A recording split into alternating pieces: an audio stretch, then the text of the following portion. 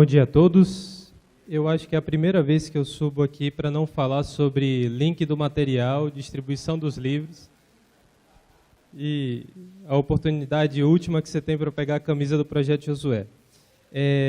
Hoje a gente vai refletir rapidamente em Romanos 8. Gostaria que vocês abrissem a Bíblia de vocês em Romanos 8, do versículo 18 ao 25. Esse é um texto que eu acho muito interessante e a gente vai tentar falar em 15 minutos aqui, pensar de uma forma coerente com aquilo que tem sido explorado nesse módulo, o que a palavra do Senhor pode nos ajudar a colocar o nosso coração em torno do tema do discipulado, em torno da questão que já foi falado aqui a respeito do ministério pastoral e da postura que a gente deve ter em relação a esse privilégio. Diz assim, Romanos 8, 18 ao 25.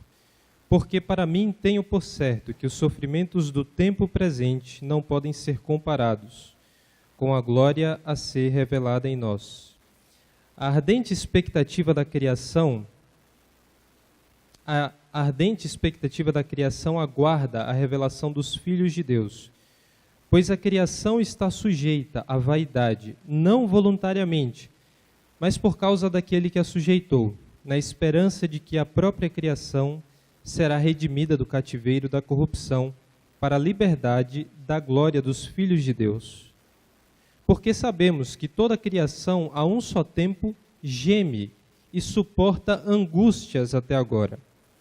E não somente ela, mas também nós, que temos as primícias do Espírito, igualmente gememos em nosso íntimo, aguardando a adoção de filhos de Deus, a redenção do nosso corpo. Porque na esperança, em algumas versões, nessa esperança fomos salvos. Ora, a esperança que se vê não é esperança, pois o que alguém vê, como espera? Mas se esperamos o que não vemos, com paciência o aguardamos. Bom, segunda-feira é um dia especialmente difícil para mim. Eu não sei se vocês têm essa impressão, mas quando a Bíblia fala que a morte é o último inimigo a ser vencido, eu sempre fico com a impressão de que o despertador é o primeiro deles. Então, despertador, segunda-feira de manhã, lembrar de todas as responsabilidades que a gente tem no trabalho, todas as responsabilidades que a gente tem na igreja, todos aqui estão envolvidos com o ministério pastoral. E também lembrar das responsabilidades que a gente tem dentro de casa, tudo isso na segunda-feira, planejando aquilo que será o nosso tempo, é um desafio. Renovar a expectativa, renovar aquilo que nos motiva é um trabalho semanal. Mas o que me impressiona é que, na grande maioria dos casos, as pessoas renovam a sua expectativa na segunda-feira. Por que a gente não chuta o pau da barraca mesmo? Por que a gente não para de fazer tudo o que faz, mas toda segunda-feira a gente renova a nossa expectativa em alguma coisa? O Setembro Amarelo, que a gente está lembrando várias vezes aqui no Projeto Josué, e é um tema muito importante para o país, é, de certa forma, uma lembrança parecida. Por que a gente deve celebrar a vida? Por que a gente, no momento de maior dificuldade, consegue suportar a dor e caminhar, ainda assim, com alguma esperança? Qual é a esperança que é capaz de fazer um homem como Paulo, que teve que passar pela injustiça, teve que passar pela negação de amigos e pessoas amadas, alguém que teve que sofrer as dores que ele não deveria sofrer ou não merecia sofrer, e ainda assim é capaz de escrever um texto como esse? Se eu tivesse que fazer uma promessa para você e falasse para você, olha, você vai sofrer injustiça, você provavelmente vai ser traído por pessoas que você ama, você vai ser esquecido por muitos daqueles que você abençoou, mas essa é a minha promessa. E você julgasse que essa promessa é tão valiosa, que tudo isso que eu falei que irá acontecer com você é insignificante diante da promessa que eu fiz. Qual é a esperança, ou qual seria a promessa que eu teria que fazer para que você tivesse essa postura? E é isso que Paulo está tratando nesse texto. E eu acho muito interessante que logo no começo desse bloco ele diz o seguinte: os sofrimentos que a gente sofre nessa vida, que a gente passa nessa vida, são incomparáveis com a glória que será revelada em nós. E sobre sofrimento, Paulo tinha um entendimento muito claro. Sobre sofrimento, Paulo sabia do que estava falando. E eu acho muito bom, ou muito interessante, no mínimo, a postura de Paulo, de que ele não é cínico. Paulo não nega o sofrimento. Paulo não trata o sofrimento como se fosse uma coisa que não existisse. Ele considera a sua existência. Mas ele diz, isso é incomparável diante da glória que será revelada em nós. Só para dar um exemplo, que certamente não foi o que se passou na cabeça de Paulo, mas é um exemplo da criação divina, eu queria colocar duas coisas que não têm comparação uma do lado da outra. Por exemplo, a quantos quilômetros está a sua casa do seu trabalho, da sua igreja? Regis, você sabe quantos quilômetros há entre a sua casa e a sua igreja, mais ou menos? 1,5 quilômetro. A nossa galáxia, a Via Láctea, tem mais de 100 bilhões de estrelas. É muita estrela. E nem é uma galáxia excepcional assim. Temos várias galáxias no universo com essa mesma quantidade de estrelas ou mais. A estrela mais próxima do Sol, qual que é? Alguém sabe? A estrela mais próxima do Sol. Alfa Centauri. Alguém falou aí. Alfa Centauri está a qual distância da Terra? Aproximadamente. Quantos quilômetros há entre o planeta Terra e a estrela mais próxima de nós, tirando o Sol? Um chute. Quantos quilômetros? Não, em quilômetros. Gostaria de saber em quilômetros, para a gente comparar com a distância entre a casa e a igreja do Regis. Bastante. Quanto? 1 bilhão. Alguém falou 1 bilhão. Quem dá mais? Hã? 1 milhão de quilômetros, é isso? Eu não entendi muito bem. Vamos tomar 1 bilhão. A distância aproximada em quilômetros entre a Terra e a estrela mais próxima é de 40 trilhões de quilômetros.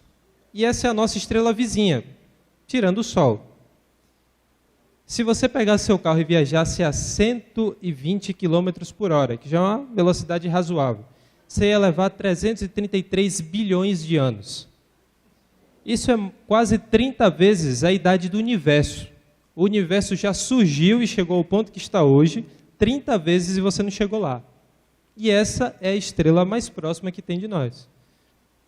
Apesar de não ser exatamente isso que Paulo pensou, porque ele não tinha compreensão da distância entre as estrelas, mas essa é uma comparação que eu acho próxima daquilo que é a imagem que Paulo tem em sua mente. A glória que será revelada em nós não é comparável aos sofrimentos que nós temos nessa vida. E mais interessante do que pensar simplesmente no tamanho dessa glória é pensar que a criação aguarda por ela. A ardente expectativa da criação, as palavras de Paulo são muito claras, a ardente é como se a criação estivesse torcendo para esse momento. É como se a natureza estivesse aguardando assim com uma grande expectativa. A ardente expectativa da criação aguarda a revelação dos filhos de Deus. Não fala aqui no versículo que a expectativa da criação é simplesmente por Deus, mas pelos filhos, que somos nós. Eu acho muito legal que a Bíblia poderia registrar. A criação aguarda o momento em que Deus a libertará do cativeiro que ela foi submetida. Mas não, essa foi uma responsabilidade, muito mais um privilégio que foi dado aos filhos de Deus. E eu não sei exatamente como nós faremos isso. Eu não sei em que ato consistirá a libertação que nós submeteremos à criação. Mas Paulo tinha mais clareza no que isso significava. E no momento em que ele contemplava esse momento, em que nós estaríamos libertando a criação da futilidade que ela foi submetida, ele dizia que os seus sofrimentos não tinham dimensão para se comparar com isso. E no momento em que nós pensamos lá no Gênesis, nós vemos que essa história de nós revelarmos a glória de Deus para a criação é mais antiga até do que o pecado. Porque Adão foi criado, Eva foi criada, com qual a responsabilidade? Governar e dominar sobre toda a criação. Depois é que vem o pecado. O momento em que Paulo está contemplando é uma retomada daquilo que existia antes do nosso erro, antes do nosso pecado original. E quando ele fala que nós iremos revelar a glória de Deus, nós iremos retornar para a posição da qual nós nunca deveríamos ter saído. E esse é o propósito inicial de toda a criação, em especial da humanidade, é revelar a glória de Deus por meio da revelação à criação de quem é esse Deus. Nós fomos feitos à imagem e semelhança do Senhor com esse propósito, revelar à criação a glória do Deus Criador. E o texto, ou o tema principal desse texto para mim, é a esperança que Paulo revela. Do versículo 22 ao versículo 25 ele diz: porque sabemos que toda a criação, a um só tempo, geme e suporta angústias até agora, e não somente ela, mas também nós, que temos as primícias do Espírito, igualmente gememos em nosso íntimo, aguardando a adoção de filhos, a redenção do nosso corpo, porque nessa esperança fomos salvos. Eu acredito que se a gente tivesse mais clareza ou consciência do que seria o nosso corpo, no momento em que recebermos o corpo glorificado, nós teríamos essa postura com muito mais ênfase. Se nós soubéssemos o que o nosso corpo seria capaz no momento em que recebêssemos esse corpo, nós teríamos com muito mais afinco uma busca a Deus por misericórdia para que, enfim, Ele nos desse esse corpo. Pense no corpo de Cristo quando Ele ressuscitou. Como era esse corpo? Ele atravessava a parede, mas Ele também comia peixe. Ora Ele estava no lugar e era reconhecido, ora Ele estava no lugar e não era mais reconhecido. E o próprio texto de Romanos indica para a gente que aquilo que foi feito em Cristo será feito conosco. Ele é a primícia de todas as coisas, mas nós receberemos esse corpo. E eu começo a tentar pelo menos imaginar um pouco do que será essa criação quando todos nós recebermos esse corpo. Você consegue imaginar como é ter uma relação onde não há uma tentativa de dominação? Onde não há nenhuma demonstração de egoísmo? Eu não consigo plenamente. Para mim, praticamente todo diálogo manifesta uma forma de dominação. Seja porque a gente quer fazer a nossa opinião prevalecer, seja porque a gente usa da nossa opinião para fazer a nossa vontade prevalecer. Eu não consigo ver nenhuma boa ação que não seja maculada por algum nível de egoísmo, e eu começo a tentar imaginar todas essas coisas sendo completamente extintas da criação. Como serão as relações humanas? Como serão as relações de poder? Como é que se dará o espírito de comunhão numa igreja que não conhece mais orgulho? Você consegue imaginar isso? E eu começo a partilhar um pouco do sentimento que Paulo tem no começo desse texto. Não é comparável os sofrimentos que a gente tem nessa vida com uma criação onde todos terão esse corpo glorificado e onde todos manifestarão essa glória de Deus que ecoa em toda a Bíblia. Você vai para o texto de Isaías, qual é o momento assim de ápice da visão de Isaías, do oráculo de Isaías? É quando a glória de Deus invade toda a terra. Quando você lê Gênesis 3 e vê o pecado entrando no mundo e já começa a imaginar quando essa história terá fim, você retoma aquilo que era a criação antes desse pecado. Quando você olha Apocalipse 21 e vê que novos céus e nova terra se fazem presente e deixa a criação, como nós conhecemos hoje, para trás, você começa a partilhar desse sentimento de Paulo de que tudo isso que nós temos nessa vida, todo esse sofrimento, ele não é comparável a essa glória que irá inundar a terra. Então, nesse momento que a gente está lembrando de pessoas que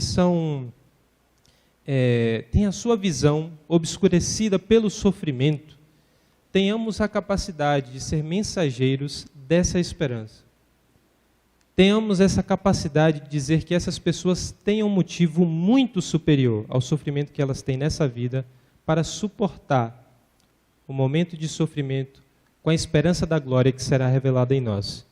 Eu acredito que essa é uma mensagem de estímulo para todos os cristãos, mas em especial para os senhores que já têm o privilégio do ministério, é saber que vocês são portadores dessa esperança, ou dessa mensagem de esperança para todos os povos. Senhor nosso Deus e Pai, nós clamamos a Ti, que nos dê clareza no coração e a capacidade de ver, assim como um dia Paulo pôde ver, a história de redenção que o Senhor tem construído ao longo da história. E nós possamos contemplar a ação do Senhor no dia final, em que tudo isso fará sentido. Em que todas essas batalhas que temos a cada dia e todos esses momentos em que precisamos renovar a nossa esperança, a nossa expectativa, tudo isso possa ganhar um significado completamente novo diante daquilo que veremos na face do nosso Senhor e no poder manifesto diante da Tua criação, Pai. Pedimos ao Senhor que encoraje cada um de nós a fazer dessa palavra e dessa verdade aquilo que nos dá força na segunda-feira, mas também aquilo que nos dá capacidade de enfrentar os momentos de maior sofrimento em nossa vida. Em nome de Jesus, nós clamamos ao Senhor que nos faça perceber a Tua ação da mesma forma como Paulo escreveu na carta aos Romanos.